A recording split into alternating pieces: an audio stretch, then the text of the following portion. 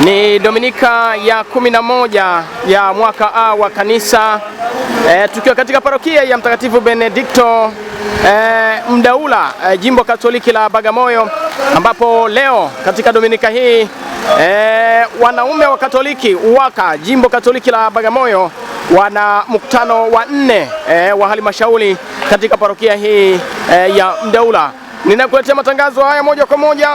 Mimi ni Filipo Josephat Kizale, tukiungana kabisa na baba mkurugenzi wa walei jimbo Katoliki la Bagamoyo, Padre Francis Pastori Malele, ambaye ameungana na wanaume wa Katoliki katika mkutano huu wa 4 wa halmashauri ya UWAKA.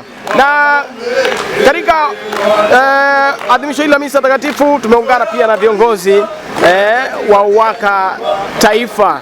Itakumbuka kwamba jimbo la Bagamoyo limetoa viongozi wawili ambao ni viongozi wa UWAKA taifa, akiwemo kaka yetu Isidori Mashele ambaye ni mwenyekiti wa UWAKA taifa, pamoja na muhazini ambaye ametoka ndani ya jimbo hili la Bagamoyo. Karibu sana. Maandamano yako kwa hewa hivi sasa, tukiingia kanisani kwa ajili ya adhimisho la misa takatifu kwa ajili ya kumshukuru Mungu Dominika hii ya 11 ya mwaka A wa kanisa. Mimi ni Filipo Josephat Kizale, karibu.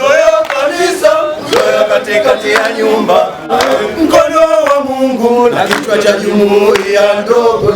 Nguzo ya kanisa, nguzo ya katikati ya nyumba, mkono wa Mungu na kichwa cha jumuiya ndogo ndogo. Wanaume shiriki jumuiya ya wanaume, wanaume wa Katoliki, wanaume wa Katoliki, wanaume wa Katoliki.